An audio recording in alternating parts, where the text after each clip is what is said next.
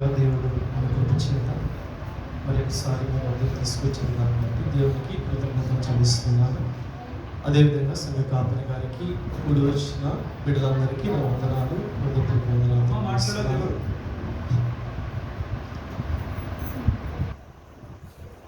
చిన్న ప్రార్థన చేసుకొని వాటిని చూసుకున్నాను.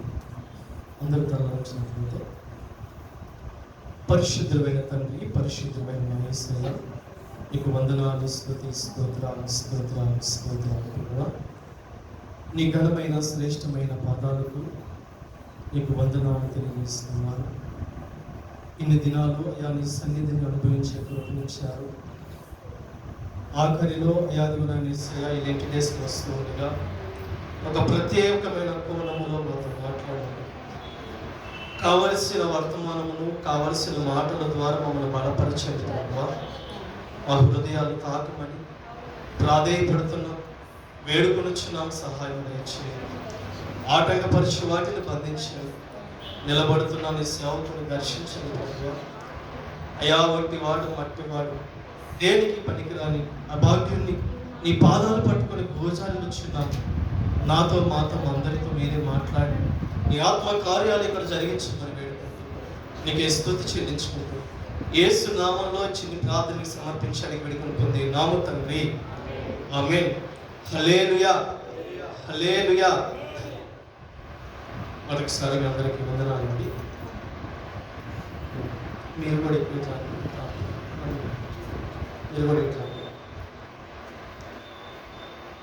గమనించండి పిల్లరా. గత మట్టల ఆదివారం నుండి హోలీ వీక్లోకి మనం ఎంటర్ అయ్యి ఉన్నాం. పరిశుద్ధపు దినం అని స్టార్ట్ అయిపోయింది. మట్టల ఆదివారం రోజు ఒక అంశాన్ని మనం ధ్యానించుకున్నాం దైవ సేవకుల ద్వారా, నిలబడ్డ బిడ్డల ద్వారా. ఏంటంటే అది ఆ యొక్క విడిపించడానికి ఏదైతే గాడిదలు కట్టబడి ఉన్నాయో ఆ గాడిదలను విడిపించి యేసుక్రీస్తు గారిని ఆ గాడిదల మీద యెరూషలేముకి ఆహ్వానము పలుకుతారు. అక్కడ మార్క్స్ వార్త 11వ అధ్యాయం చూడండి, 9వ వచనం నుండి చదవండి. మరియు ముందు వెళ్ళుచుండిన వారు వెనుక వచ్చుచుండిన వారు జయము ప్రభు పేరిట వచ్చి వారు స్తుతింపబడును గాక. వచ్చుచున్న మన తండ్రి అయిన దావీదు రాజ్యము స్తుతింపబడును గాక. సర్వోన్నతమైన స్థలములో జయము అని కేకలు వేసిరి. ఆ అంశాన్ని మట్టల ఆదివారం రోజు మనం ధ్యానించుకున్నాం.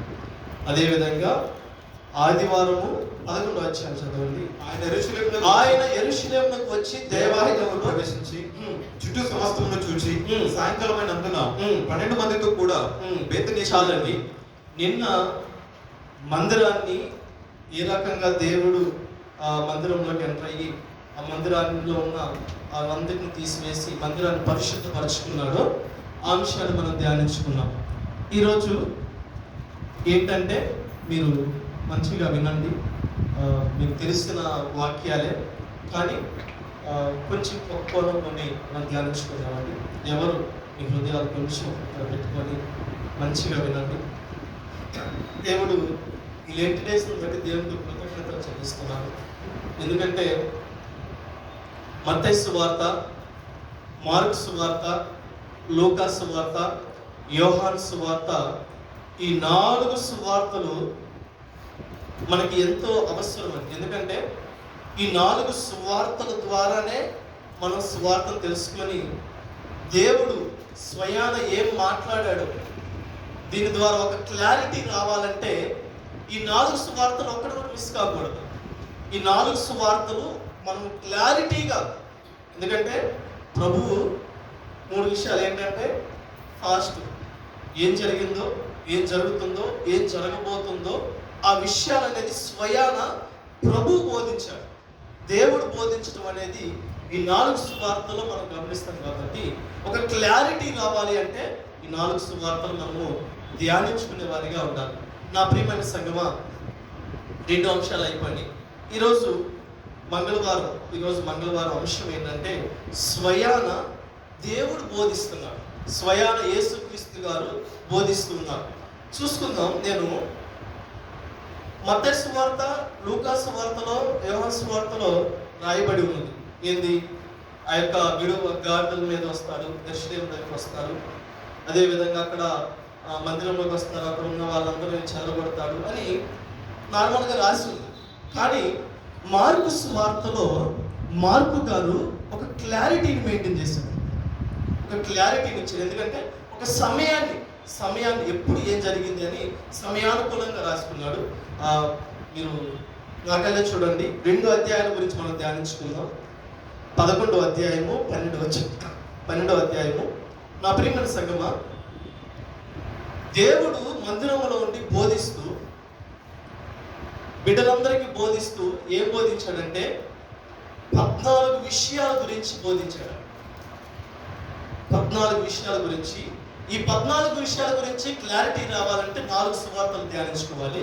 నేనైతే 11, 12లో ఉన్న ఆ 14 ధ్యానించాలి, మనం చెప్పాలని ఆశ కలిగి ఉన్నాను. దేవుని నడిపింపు నిమిత్తమే నేను చెప్తాను. మొదటిది చూసుకుందాం. మార్కు సువార్త 11వ అధ్యాయం నుండి చదవండి. వారు యెరూషలేమునకు సమీపించి ఒలివకొండ దగ్గర ఉన్న బెత్ఫాగే బేతనియ అనే గ్రామంలోకి వచ్చినప్పుడు ఆయన తన శిష్యులు 2 చూచి, ఎదుటనున్న గ్రామంలోకి వెళ్ళుడి, అందులో మీరు ప్రవేశింపగానే కట్టబడి ఉన్న ఒక గాడిద పిల్ల కనబడును. 11వ అధ్యాయము 11 చదవండి. ఆయన యెరూషలేమునకు వచ్చి దేవాలయములో ప్రవేశించి చుట్టూ సమస్తమును చూశాడంట. సాయంకాలమైనందున అక్కడ సాయంకాలం అయిపోయింది. 12 మందితో కూడా బేతనీకి వెళ్ళాను. మరునాడు వారు బేతనీ నుండి వెళ్ళుచుండగా ఆయన ఆకలి కొని. చాలండి. ఇక్కడ యేసుక్రీస్తు గారు మందిరానికి వచ్చి అక్కడున్న పరిస్థితిని అంతటిని చూశాడు.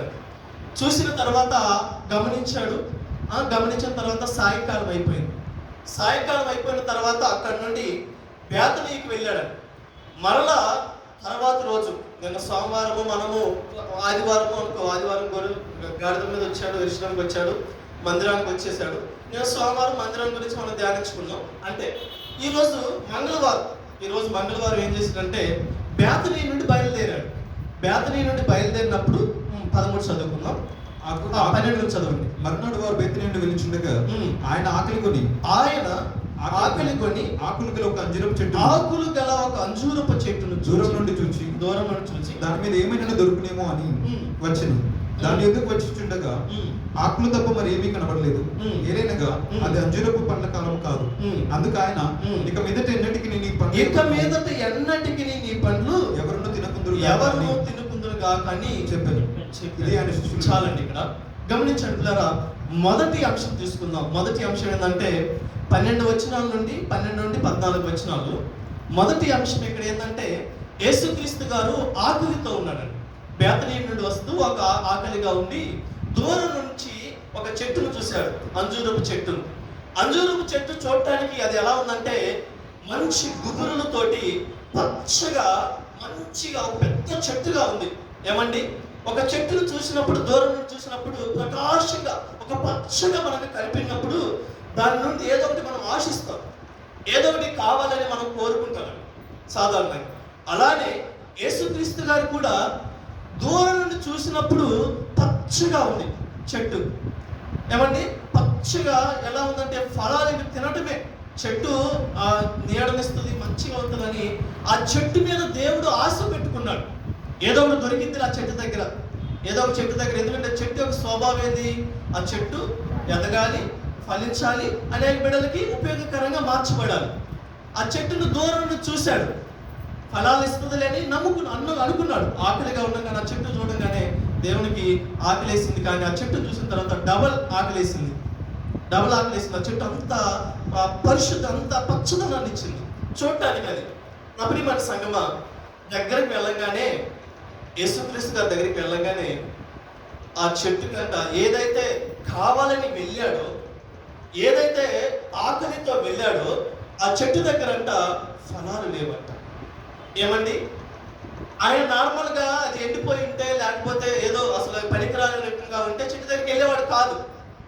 కానీ ఆ చెట్టు చూడటానికి అందంగా ఫలాన్ని ఇచ్చే రకంగా ఉంది కాబట్టి, చూడటానికి మంచి ఒక బలిష్టముగా ఉంది కాబట్టి ఏదో ఒకటి ఆశించి ఆకలి మీద ఉన్నాడు కాబట్టి చెట్టు దగ్గరికి వెళ్ళాడు. చెట్టు దగ్గరికి వెళ్ళేలేకే చెట్టు దగ్గర ఏమీ లేదు. దగ్గరికి వెళ్ళంగానే అప్పుడు దాని యొక్క స్థితి అర్థమైంది. నా ప్రియమైన సంగమా, ఇక్కడ దేవుడికి కోపం వచ్చింది. అక్కడ నేను ఆశించి వచ్చానని చెప్పి దేవుడికి కోపం వచ్చి ఆకలి మీద ఉన్నాడు కదండి. ఏమండి, మనం పని చేసి వచ్చి లేదా 2 రోజులు ఒక రోజు ఆకలి మీద వచ్చి పూట తినకుండా ఈవినింగ్ రాగానే ఇంటిలో ఒక మెతుకు ఆహారం లేకపోతే అప్పుడు వెంటనే మనకు కోపం వచ్చింది. అది అందరికీ తెలుసు. ఆకలి మీద ఉన్నప్పుడు ఆటోమేటిక్గా మాట వచ్చేస్తుంది. దేవుడికి కూడా ఆకలి మీద ఉన్నాడు కాబట్టి కోపం వచ్చేస్తుంది. కోపం వచ్చి ఆ చెట్టు దగ్గరికి రాగానే చెట్టుని చెపిస్తాడు. ఏమని చెపిస్తాడంటే, ఎన్నటికి నీ పండ్లు ఎవరును తినకుందురు కాక అని అంటాడు. నా ప్రియమైన సంగమా, ఇక్కడ మనము గమనించుకుంటే ఏమి నేర్చుకోవాలి, దేన్ని సూచిస్తుంది? ఇక్కడ ఏం చూస్తుంది తెలుసా? వేషధారణ గురించి దేవుడు ఆ యొక్క శిష్యులకు బిడ్డలకు తెలియచెప్పాలని చెప్పి ఆ యొక్క చెట్టుల యొక్క అనుభవాన్ని తీసుకున్నారు. ఏమండి, దేవునికి ఆకలేంది? ఏమండి, సర్వ సృష్టి కలిగిన దేవుడు, దేవునికి ఆకలేంది? దేవుని ఆకలి వేరు, ఆత్మల ఆకలి వేరండి. నా ప్రియమైన సంగమా, అక్కడున్న బిడ్డలకు తెలియచెప్పాలని చెప్పి ఆ చెట్టును చూపించి ఆ చెట్టును వేషధారణ వలె ఉందని దేవుడు గమనిస్తూ ఉన్నాడు. అందుకే శపించాడు. ఈ రోజు మన సంఘాల్లో కూడా చూసుకుంటున్నామండి. సంఘాల్లో 90% క్రైస్తవులు ఎలా తయారయ్యారండి? సంఘానికి చూసుకుంటుంటే సంఘము అలంకరించబడుతూ ఉంది. ఏమండి, చర్చీలు అలంకరించబడుతూ ఉన్నాయి. విశ్వాసం చూస్తుంటే అబ్బో ఎంత పెద్ద ప్రార్థనాపరుడో, ఎంత గొప్ప ప్రార్థనాపరుడో, అతను పాట పాడుతుంటే అసలు ఎలా ఉందంటే అలా ఉందిలే. కొంతమంది అనుకుంటారు మీ చర్చిలో ప్రార్థన లేదండి, మా చర్చికి రండి, గోలే, మా చర్చిలో అరుపులే, సువార్తలే, మామూలుగా ఉండదు, ప్రార్థన గంటలు ఎడతడబడి గంటల ప్రార్థన. మీ చర్చిలో మహా 2 నిమిషాలు ప్రార్థన సరిగా ఉంది, ఇదేం ప్రార్థన, ఇదేంటి అని చెప్పి ఈ రోజుల్లో గొప్పలు చెప్పుకునే వాళ్ళు ఉన్నారండి. ఏమండి, సంఘాల నిమిత్తము గొప్పలు చెప్పుకునే వారు ఉన్నారు. మా సంఘములో కానుకలు మామూలుగా ఉండవు, మా సంఘములో ఏది కొదువు ఉండదని చెప్పి గొప్పలు చేసుకునే సంఘాలు ఈ దినాల క్రైస్తవుల్లో ఉన్నారండి. నా ప్రియమైన సంఘమా, దేవుడు వచ్చి చూస్తే గొప్పలు చెప్పుకునే సంఘాల్లో కాస్త దేవుడు తొంగి చూస్తే తన హృదయాల్లో ఆ సంఘాలలో ఏమి లేదంట, ఫలం లేదంట. వేషధారణ జీవితంతో గడుపుతున్నారు సంఘాలు ఈ దినాన. 90% సంఘాల్లో క్రైస్తవులు అలా తయారయ్యారని చెప్పి దేవుడు బాధపడుతున్నాడు. నా ప్రియమైన సంఘమా, చూసుకుందామండి. మత్తయి సువార్త 23 చదవండి.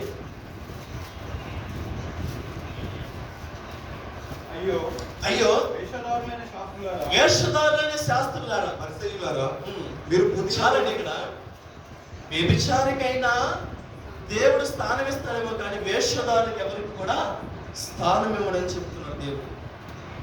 ఒరిజినాలిటీ అనేది మిస్ అయిపోతుందండి. ఒరిజినాలిటీ ఉండట్లే. దేవుడు అది కోరుకుంటాడు.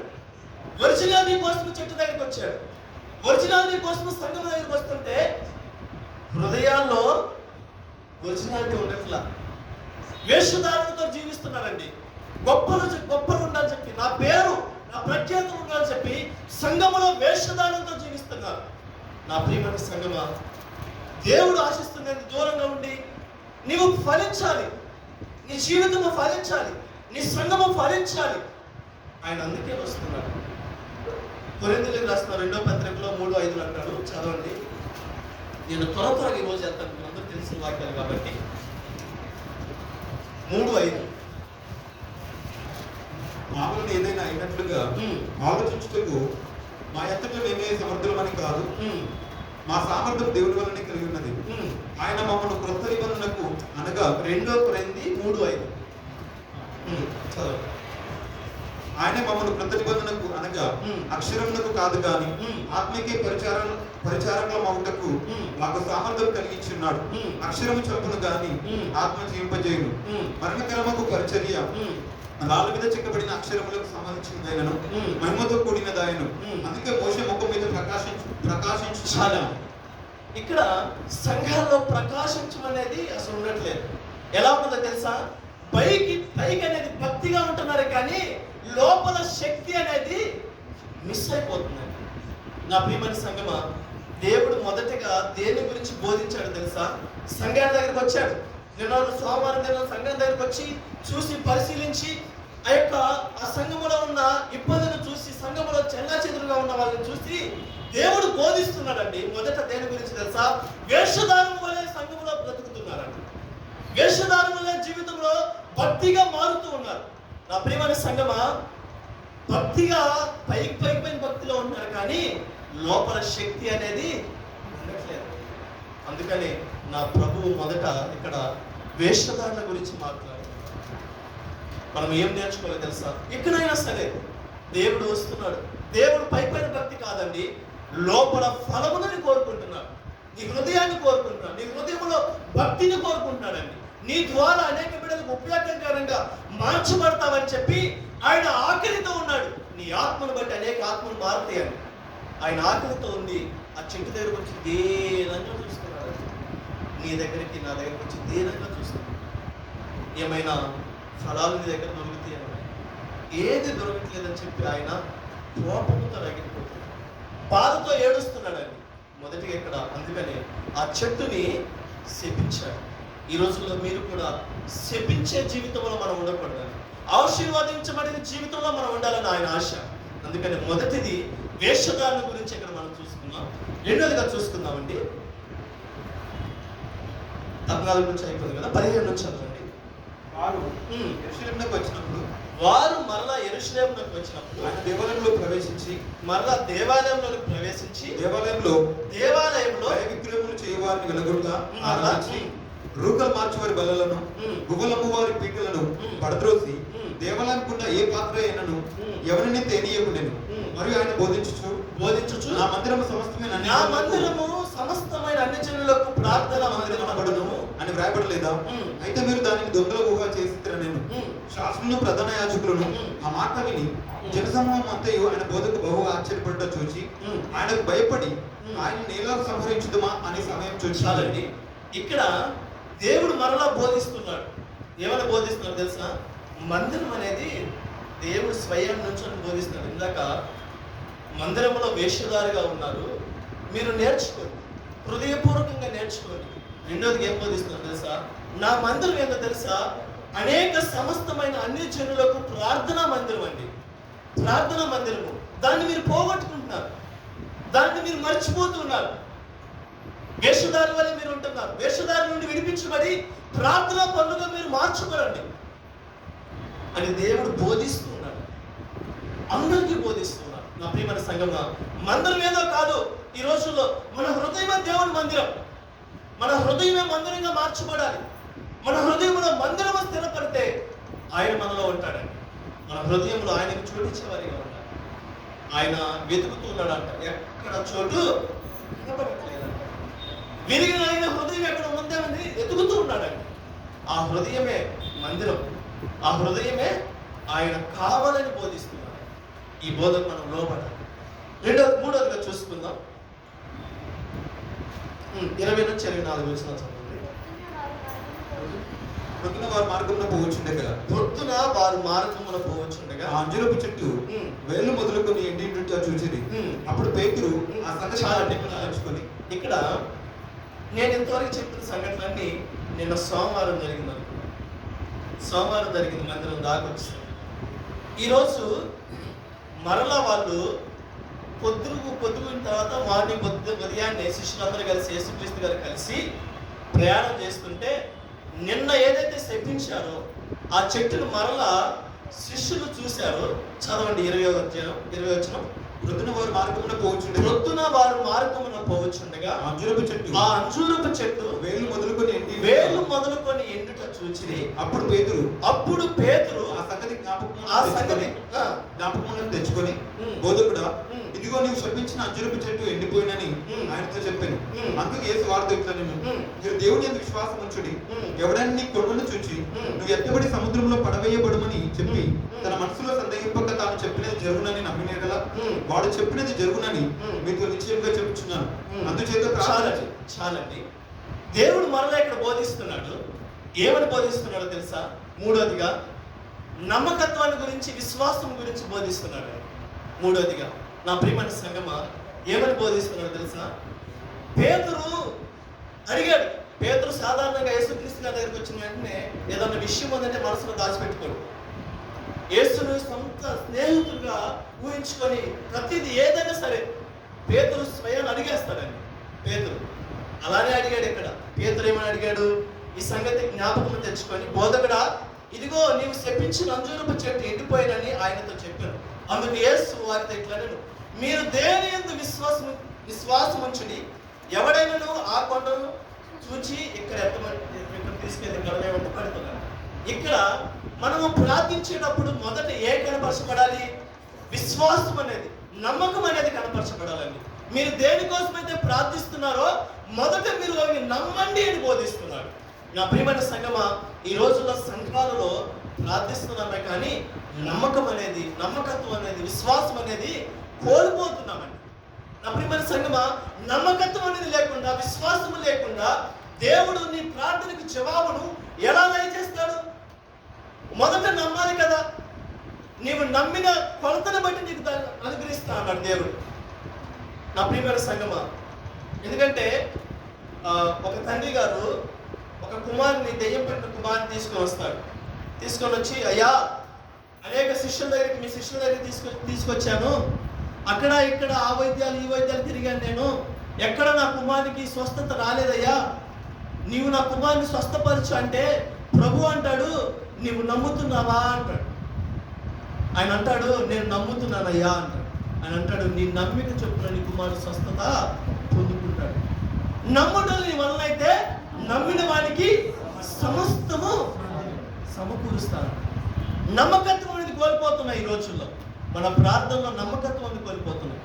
నా జీవితం మీద దేని గురించి ప్రార్థించానంటే ఇంక వెనక్కి తిరిగి చూడను. ఈ వాక్యమును బట్టి నేను నేర్చుకున్నాను.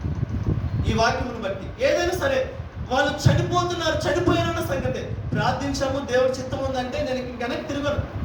అది దేవుడు చూసుకుంటాడు. అది ఏదైనా సరే దేవుడి చిత్తంలో ఉంటుందని చెప్పి వదిలేయటమే. దేవుడిని ప్రార్థించడం, నమ్మటం నేర్చుకోవాలి. విశ్వాసం కనపరిస్తే నేను ప్రభు, విశ్వాసం కనపరచకపోతే దేవుడు కూడా సహాయం చేయలేకపోయాడు. నువ్వు మొదట నమ్మటం నేర్చుకోవాలని దేవుడు స్వయాన బోధిస్తుంది. ఇవి నా మాటలు కాదండి, లోకంలో ఉన్న మాటలు కాదు, స్వయాన యేసుక్రీస్తు గారే బోధిస్తున్న మాటలు. నమ్మండి, మీరు నమ్మి ప్రార్థన చేయండి. అది ఏదైనా సరే, ఉద్యోగం అయినా సరే, నీ కుటుంబ సమస్య అయినా సరే, నీ పిల్లల సమస్య అయినా సరే, ఏదైనా సరే నీవు మొదట నమ్మటం నేర్చుకుంటే దేవుడు కార్యం చేస్తున్నాడు. ఆ కొండ అయినా సరే, ఏదైనా సరే, ఆ కొండ ఇక్కడ నుండి అక్కడ పో అంటే నువ్వు విశ్వసించు, ఖచ్చితంగా పోతుంది. ఆవగింజంత విశ్వాసం కనపరచు, ఖచ్చితంగా నీకు జరుగుతుందని దేవుడు సెలవిస్తుంది. మూడో విషయంగా, ప్రార్థనలో నమ్మి ప్రార్థన చేయాలి. 4గా చూసుకుందాం అండి. అక్కడ నుండి చదువుకుందాం. 25 నుండి 26 వచనాలు చదువుకుందాం. మీకు ఒకరి మీద విరోధం ఏమైనా కలిగి ఉన్న ఎడల, మీకు ఒకరి మీద విరోధం ఏమైనా కలిగి ఉన్న ఎడల మీరు నిలవబడి ప్రార్థన చేయించున్నప్పుడెల్లా అన్నాడా, లేకపోతే ఒకసారి అన్నాడా? ప్రార్థన చేయించున్నప్పుడెల్లా అన్నాడు. వారిని క్షమించండి, అప్పుడు పరలోకమందున్న మీ తండ్రికి మీ పాపములు క్షమించబడి. ఇక్కడ 4వదిగా దేవుడు ఏం బోధిస్తున్నాడు తెలుసా? క్షమాపణ గురించి బోధిస్తున్నాడు. నా ప్రియమైన సంగమా, మీరు ప్రార్థన చేస్తున్నప్పుడల్లా అన్నాడు. మీరు ప్రార్థన చేస్తున్నప్పుడు, మనం ప్రార్థన చేస్తున్నప్పుడు, అయ్యా నీకేమైనా విరోధంగా పాపం చేస్తుంటే దయతో క్షమించండి అని అంటాం. ఇక్కడ దేవుని వాక్యం సెలవుస్తుంది తెలుసా? మీ విరోధులు ఎవరైనా సరే నీ నిమిత్తం ఏదైనా పాపం చేస్తుంటే నువ్వు వారిని క్షమించి నీవు ప్రార్థన చేయాలి. ఈ రోజుల్లో క్షమాపణ అనేది లేదండి. ఈ రోజుల్లో క్షమాపణ అనేది అసలు దూరం అయిపోతున్నది. నా ప్రియమైన సంగమా, మీరు నాకల్లే చూడండి, క్షమాపణ లేకుండా మందిరాలకు వచ్చేసి లేకపోతే ప్రార్థనకు వచ్చేసి దేవుడు ప్రార్థన చేస్తుంటే దేవుడు చూస్తూ ఉన్నాడు. నేను నిన్ను ఎలా క్షమించాలి, ఏ రకంగా క్షమించాలి, నిన్ను క్షమించడానికి ఆ క్షమాపణ ఎవరి మీద కోపం పెట్టుకున్నావో దేవునికి అడ్డుగా వస్తుందండి. నీకు దేవునికి, నాకు దేవునికి ఆ క్షమాపణ దూరం అవుతుందండి. మనం చూసుకుంటాం. ఎక్కడుందంటే మత్తయి సువార్త 18:21 నుండి 35 వచ్చిన స్పీడ్కి వెళ్తాను. ఆ సమయంలో పేతురు ఆయన ఎదురుకు వచ్చి, ప్రభువా, నా సహోదరుడు నా ఎడల తప్పిదప్పు చేసిన యెడల నేను ఎన్ని మార్లు అతనికి క్షమింపవలను? 7 మార్లు మట్టుగా అని అడిగాను. అందుకు యేసు అందరితో ఇట్లా, నేను 7 మార్లు మట్టుకే కాదు, 70 మార్ల మట్టుకని నీతో చెప్పుచున్నాను. కావున పరలోక రాజ్యం తన దాసులతో లెక్క చూచుకుని గోరిన ఆ యొక్క రాజును పోలి ఉన్నది. అతను లెక్క చూసుకుని మొదలు పెట్టినప్పుడు అతనికి 10,000 తలాంతులు వచ్చినప్పుడు అతని ఎదురు తేబడారు. ఇక్కడ ఎన్నిసార్లు క్షమించుకున్నాడు? 77 ఏళ్ళ మార్లు క్షమించమంటే దేవుడు మనల్ని ఎన్నిసార్లు క్షమించుంటాడండి? ఒక మానవునే ఎన్నిసార్లు క్షమించమంటే దేవుడు ఎన్నిసార్లు మనం క్షమించుంటాడు? ఇక్కడ చూసుకుంటే ఒక ఉదాహరణ, ఉపమానం మనకు దేవుడు ఇస్తే, ఒక రాజు దగ్గరికి ఒక కుటుంబంతో ఉన్న ఒక వ్యక్తి వచ్చాడు. ఒక వ్యక్తి వచ్చి, ఎందుకంటే అతని దగ్గర, ఆ రాజు దగ్గర అప్పు చేశాడు. ఎంత అప్పు చేశాడు చదువుకుందాం. 10,000 తలాంతులు అంట. 10,000 తలాంతులు అంటే అక్కడ 3,600 పుట్టినోట్లో ఉంటుంది. 10,000 తలాంతులు అంటే మనం లెక్కేసుకుంటే 3,60,000. 3,60,000 అప్పు చేసి ఆ రాజు దగ్గరకు వచ్చి ఏమని వేడుకుంటున్నాడు? వాని యొక్క ఏమీ లేనందున వాడి యజమానుడు వానిని, వాడి భార్యను, పిల్లలను, వానికి కలిగిన యావత్తును అమ్మి అప్పు తీర్చవలని ఆజ్ఞాపించింది. కాబట్టి ఆ దాసుడు అతని ఎదుట సాగిలపడి మ్రొక్కి, నా ఎడల ఓర్చుకొనుము, నీకు అంతయు చెల్లించునని చెప్పగా, నేను తీయలేనయ్యా, నేను చేర్చలేనయ్యా అని చెప్పట్లా, చెల్లిస్తానని చెప్తున్నాడు. ఆ దాసుని యజమానుని కనికరపడి వానిని విడిచిపెట్టి వాని అప్పు క్షమించండి. వాని అప్పుడు ఏం చేశాడంటే ఇక్కడ క్షమించాడంట. నా ప్రియమైన సంగమా, ఆ యొక్క దాసుడు తర్వాత రోజు ఏం చేశాడంటే, అతనికి చదువుకుందాం ఇంకా ముందుకు. అయితే ఆ దాసుడు బయటకు వెళ్ళి తనకు 100 దేనారములు వచ్చి ఉన్న తన తోడి 100 దేనారాలు అప్పుతోటి ఒక వ్యక్తి దగ్గరికి 100 దేనారాలు ఇచ్చాడు. దేనారం అంటే ఎంత తెలుసా? 60 రూపాయలు అంటే 60 రూపాయలు. 100 దేనాలు అంటే 50 రూపాయలు అండి. 50 రూపాయలు అప్పిచ్చి వాడిని ఏం చేస్తున్నాడు తెలుసా? మెడకాయ పట్టుకొని 50 రూపాయలు ఇస్తావా లేదా, సస్తావా లేదా అని చెప్పి వాడిని కొట్టి కొట్టి కొట్టి కొట్టి వాడిని జైల్లో పడేసి, ఎక్కడ తెలుసా? 3,60,000 అప్పుడు క్షమించబడి వాడే వెళ్ళి 50 రూపాయల దగ్గర వాడి యొక్క జీవితం బయటపడిందండి. ఈ రోజుల్లో మన జీవితాలు కూడా అంతే. ఎన్నోసార్లు దేవుడు మనం క్షమించాడండి. ఎన్నోసార్లు మన జీవితాలను దేవుడు క్షమించుకుంటూ వచ్చాడు. ఏమని తెలుసా? నీవు అనేకప్పుడు క్షమించమని దేవుడు కోరుకున్నాడు. మనం ప్రార్థన చేస్తున్న పరలోక ప్రార్థన. పరలోకమున మా తండ్రి, నీ నామం పరిశుద్ధపరచబడిన గాక, మీ రాజ్యం అగుచును గాక, మీ చిత్తము పరలోకమందు నెరవేర్చినట్లు భూమి మీద నెరవేరును గాక. మానదిన ఆహారాన్ని మాకు దయచేయండి. మా ఎడల అపరాధము చేయించిన వారిని క్షమించిన ప్రకారము మా అపరాధములను క్షమించండి.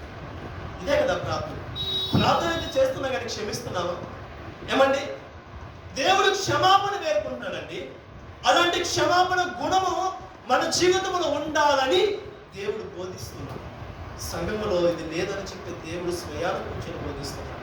నా ప్రియమైన సంఘమా, ఇక మీద ఎవరైనా సరే, నేను క్షమాపణ మొదట ఎవరైనా నా గురించి ఏదైనా తప్పుగా లేకపోతే ఎవరైనా బాధపడుతుంటే మొదట వాళ్ళ దగ్గరికి వెళ్ళి సమాధానం పడుతున్నాను. వాళ్ళని ప్రేమగా వాళ్ళ గురించి ఆలోచించి వాళ్ళ గురించి గంటల ప్రార్థన చేయడం నాకు అలవాటు. ఈ లోకంలో శత్రువు అనేది నా జీవితంలో ఉండకూడదు. శత్రువు అంటే దేవుడికి విరోధమైన వాడే ఉండాలని ఈ వాక్యం చూసి నేర్చుకున్నాను. దేవుడు నాకు బోధించాడు. ఆ బోధకు లోబడాలని నేను ట్రై చేస్తున్నాను, నడుస్తూ ఉన్నాను. ప్రతిరోజు క్షమాపణ వేడుకుంటున్నాను. ఇక మీదట సరే మనం కూడా ఈ వాక్యమును బట్టి మనం ఇతరులను క్షమించే వారిగా మనము మన గుణము ఉండాలని చెప్పి దేవుడు బోధిస్తున్నాడు. 4వది. 5వదిగా చూసుకుందాం, తర్వాత చదువుకుందాం. 27వ వచనం నుండి. వారు యెరూషలేమునకు తిరిగి వచ్చి, వారు మరలా యెరూషలేమునకు తిరిగి వచ్చి ఆయన దేవాలయంలో తిరుగుచుండగా ప్రధాన యాజకులను, శాస్త్రులను, పెద్దలను ఆయన దగ్గరకు వచ్చి, నీవు ఏ అధికారం వల్ల నీ కార్యములు చేయించున్నావు? వీటిని చేయడానికి ఈ అధికారం నీకు ఎవరిచ్చిందని అడిగిరి. అందుకు యేసు, నేను మిమ్మల్ని ఒక మాట అడిగేదను, నాకు ఉత్తరం ఇవ్వండి, అప్పుడు నేను ఏ అధికారం వలన వీటిని చేయించున్నాను అది మీతో చెప్పుదును. యోహాను ఇచ్చిన బాప్తిస్మం పరలోకం నుండి కలిగినదా, మనుషుల నుండి కలిగినదా అని నాకు ఉత్తరం ఇవ్వడని చెప్పాను. చాలండి, ఇక్కడ మీకు తెలిసిందే, నేను వివరణిస్తాను. ఎందుకంటే ఇక్కడ మరలా దేవుడు యేసుక్రీస్తు గారు మరలా వచ్చినప్పుడు ఈసారి సంఘం దగ్గరకు వచ్చి ఈ యొక్క శిష్యులు ఎవరైతే ఉన్నారో శిష్యులు కాదు, వీళ్ళు ప్రధానులు, వీళ్ళు శాస్త్రులు, వీళ్ళందరూ వచ్చి దేవుని యొక్క అధికారం గురించి మాట్లాడుతున్నారు. నా ప్రియమైన సంగమా, మనము సువార్త ప్రకటిస్తున్నప్పుడు, దేవుని గురించి చెప్తున్నప్పుడు ఇలాంటి వాళ్ళు కనపడుతూ ఉంటారు. ఏమండి, దేవుని చిక్కులు పెట్టాలని వస్తూ ఉంటారు. ఇంకా మాటలు మాట్లాడకుండా ఎట్లా విని మా తప్పు పట్టించి నాదే నిజమని తెలియజెప్పడానికి వాళ్ళు అనేక విధాలుగా ప్రయాసపడుతున్నారు. వాళ్ళ గురించి దేవుడు లోకాసువార్త 13:34 అంటాడు, మీరు నా మాటలు విననొల్లని ప్రజలు అంటారు. ఏమండి, యెరూషలేమా ప్రవక్తలను చంపుచు నీ ఎదుకు పంపబడిన రాళ్ళతో కొట్టించుండుదానా, కోడి తన పిల్లలు తన రెక్కలకు చాలకు తెచ్చుచాను. ఇక్కడ ఐదోదిగా అధికారం గురించి ఎవరైతే లోకంలో ఉన్న వాళ్ళు అడిగారో, దేవుని యొక్క అధికారమును, దేవుని యొక్క ఏదైతే బోధిస్తున్నారో చిక్కులు పెట్టాలని వచ్చి దేవుడి మాటకి వాళ్ళ నోట యొక్క మాట లేకుండా వెళ్ళిపోయారు. మన హృదయాలు కూడా దేవుడి వాక్యంతో నిలబడి ఉంటే ఎదుటి వారికి సమాధానం ఇచ్చేవారిగా, ఒక అధికారిగా ఉండాలని చెప్పి దేవుడు మనల్ని బోధిస్తున్నాడు. నీవు ఒక అధికారిగా ఉండాలి. దేవుని యొక్క పనిగా, దేవుడిచ్చిన పనిలో అధికారముగా ముందుకు సాగాలని చెప్పి, అనేక బిడ్డలకు సాక్షిగా ఉండాలని చెప్పి నేను ఒక అధికారిగా నిలబెట్టాలని దేవుని యొక్క అధికారం అనేది నీకు ఇస్తున్నాడు. నా ప్రియమైన సంగమా, మన హృదయము ఏది నిండిపడి ఉంటుందో అదే మాట్లాడుతుంది. దేవుని వాక్యముతో నింపబడి ఉంటే దేవుని మాటలే మాట్లాడుతుంది. దేవుని వాక్యముతోటి యేసుక్రీస్తు యొక్క హృదయం నిలబడింది కాబట్టి, నింపబడి ఉంది కాబట్టి, ఎవరు వచ్చినా సరే సమాధానమును దయచేసి వాళ్ళ యొక్క నోటిని మూసివేశారు. ఇక్కడ ఐదవదిగా అధికారం గురించి ఆ అధికారం దేవుని దగ్గర ఒప్పుకుని వెళ్ళిపోయారు. ఆరోదిగా చూసుకున్నామండి, మార్కు సువార్త 12:1 చదవండి. ఆయన ఉపమాన రీతిగా వారికి ఇక్కడ బోధింపనారంభించిన ఒక నిమిషం. అధికారం గురించి 27 నుంచి 33 వచనాలు మీరు చదువుకొని ఇంటికి వెళ్ళి, ఆయన ఉపమాన రీతిగా వారికి బోధింపనారంభించింది. ఎట్లనగా, ఒక మనుషుడు ద్రాక్ష తోట నాటించి దాని చుట్టూ కంచె వేయించి ద్రాక్షల తొట్టి తొలిపించి గోపురం కట్టించి కాపులకు దానిని గుర్తకిచ్చి దేశాంతరము పోయాను. పంట కాలమందు ఆ కాపుల నుండి ద్రాక్ష తోట పంటలో తన భాగం తీసుకుని వచ్చుటకు కాపుల యొద్దకు అతడు ఒక దాసిని. చాలండి, ఇదంతా మీకు తెలుసు. ఐదోది అధికారం గురించి మాట్లాడుకున్నాం కదా. వాళ్ళకి మరలా బోధిస్తూ ఇక్కడ దేవుడు ఏం బోధిస్తున్నాడంటే, ఒక ద్రాక్ష తోట ఉంది. ఆ ద్రాక్ష తోటని అనేక రకాలుగా ఫెన్సింగ్ వేసి చెట్లు నాటించి ద్రాక్ష తోట అన్ని విధాలుగా చేసి ఒక అధికారి ఏం చేశాడంటే, యజమానుడు రాజు ఏం చేశాడంటే అన్ని విధాలుగా ఆ పంటలో ఉన్న మొత్తాన్ని సమకూర్చాడు. కావలసిన వాటర్లు, ఆ చెట్లు అన్ని వచ్చిన తర్వాత ఏం చేశాడంటే, కొంతమంది కాపర్లు పిలిచి ఆ కాపర్కి ఇచ్చి, అబ్బాయి మీరు చెట్టుకు కావాల్సిన ఫలాలు వచ్చేంత వరకు ఇదిగో భూమి నాది, చెట్లు నాది, ఫినిషింగ్ మొత్తం నాది, ఖర్చు నేను పెట్టుకుంది కాబట్టి మీరు పని వాళ్ళుగా ఉండి కాపర్లుగా ఉండండి, మీకు షేర్ ఇస్తాను, మీరు అందరూ ఉండండి అని చెప్పి ఆ యొక్క తోటని ఏం చేశాడంటే ఆ యొక్క కాపర్లకు అప్పచెప్పి దేశాంతరం యొక్క రాజు వెళ్ళిపోతాడు. దేశాంతరం వెళితే అక్కడ ఎప్పుడైతే దేశాంతరం నుండి వచ్చి అక్కడ ఉండి ఏం చేస్తారంటే, పంటకాల సమయంలో అక్కడున్న పని మనుషులు అక్కడున్న బిడ్డలని పంపిస్తాడు. మీరు వెళ్ళి మన షేర్ని తీసుకురండి, మనకు రావాల్సిన ధనాన్ని తీసుకురండి అని చెప్పి అక్కడ యజమానుడు ఏం చేస్తాడంటే తన దగ్గర పని వాళ్ళని పంపిస్తాడు. పని వాళ్ళని పంపిస్తే ఈ కాపర్లు ఏం చేస్తారో తెలుసా, ఆ పని వాళ్ళని కొట్టి చేతులతో పంపిస్తారు. ఒట్టి చేతులతో పంపిస్తే యజమానుడికి బాధేస్తుంది. యజమానుడికి అదేంటి, తోట నాది, ఖర్చు నాది, చెట్లు నాయి, మొత్తానికి యజమానుడు నేను, వాళ్ళని నేను కాపరిగా నిలబెట్టాను, వారిని పనివారిగా నేను నిలబెట్టాను, అయినను నేను ప్రేమించి వారికి షేర్ ఇవ్వాలని చెప్పి నేను మంచి మనసుతో ఆలోచిస్తే వీలైంది, నాకు రావాల్సిందే కదా నేను అడుగుతుంది, మొత్తానికి కాదు కదా నేను అడుగుతుంది అని చెప్పి ఆయన బాధపడ్డాడు. ఈసారి ఏం చేస్తారంటే ఇంకొకరిని పంపిస్తారు, ఇంకొకరిని పంపిస్తే వాళ్ళు ఏం చేస్తారు తెలుసా, వాడిని కొట్టి చంపేస్తారు, అవమానించేసి చంపేస్తారు, కొట్టేస్తారు. తర్వాత అయినా కానీ అయ్యో ఈ మనుషులు పంపిస్తుంటే కాదు, వాళ్ళకి మనుషుల మీద కాదు నా కుమారుని పంపిస్తే కొంచెమైనా జాలి ఉంటుందేమో, కొంచెమైనా సరే జాలి కొంచెమైనా ఉంటుంది అని చెప్పి ఆయన ఆశించాడు. ఎవరి దగ్గర? ఆ కాపర్ల దగ్గర. ఆశిస్తే కుమారుని పంపిస్తే ఆ కుమారుని కూడా చంపేశాడు. కుమారుని చంపేసి తర్వాత ఇట్లా కాదని చెప్పి అక్కడ ఆ యజమానుడికి కోపం వచ్చింది. ఇక్కడ మనం ఏం చూస్తామంటే యజమానుడు కోపపడటం చూస్తాం, కోపానికి గురవడం చూస్తాం ఈ అంశంలో. నా ప్రియమైన సంగమా, చదువుకుందాము. 9వ వచనం చదవండి. కావున ఆ ద్రాక్ష తోట యజమానుడు ఏమి చేయును, అతడు వచ్చి ఆ కాపులను సంహరించి ఇతరులకు ఆ ద్రాక్ష తోట ఇచ్చును కదా. మరియు చాలండి. నా ప్రియమైన సంగమా, ఇక్కడ మనం ఏం నేర్చుకోవాలని దేవుడు బోధిస్తున్నాడు. నేను ఒక్క విషయాన్ని గమనిస్తున్నాను, ఒక్క విషయాన్ని చెప్తాను. ఏ విషయమో తెలుసా? ఈ భూలోకం అనే తోటని మనకిచ్చాడు. ఈ భూలోకంలో తోటను సమృద్ధిగా మనకిచ్చాడు, చెట్టులు ఇచ్చాడు, కావలసిన ఫలం అంతటిని యజమానుడు కష్టముతోటి, ఆయన శ్రమతోటి ఈ భూలోకం అంతటిని మనకిచ్చాడండి. ఈ భూలోకములో ఇచ్చిన మనల్ని కాపర్లుగా, యజమానులుగా మనం నిలబెట్టాడు. కాపర్లుగా మనందరం నిలబెట్టుకున్నాడండి. కాపర్లుగా నిలబెట్టుకుంటే ఆ కాపర్లు ఏం చేశారు? సాతాను గారికి తోవెళ్ళి, సాతాను గారికి చేతులు కలిపి, ఈరోజు యజమానుడు ఆకాశం నుండి ఎవరిని పంపించాడు తెలుసా? పాడైపోతున్న బిడ్డలను కాపాడటానికి, పాడైపోతున్న బిడ్డలు నా మాట వింటారని చెప్పి ప్రవక్తలను పంపించాడు. ప్రవక్తలను కొట్టి చంపాడు. యాజకులను పంపించాడు, యాజకులు కొట్టి చంపించాడు. నా ప్రియమైన సంగమా, కాపరులను, సంఘ కాపరులను పంపించాడు. వాళ్ళని కూడా ఈ రోజుల్లో చంపేస్తున్నారు, వాళ్ళని కూడా వదలటలేదు. ఆఖరికి ఏం చేశాడు తెలుసా యజమానుడు? ఆయన ఒక్కగానొక్క కుమారుణ్ణి ఈ భూలోకంలోకి పంపించాడు.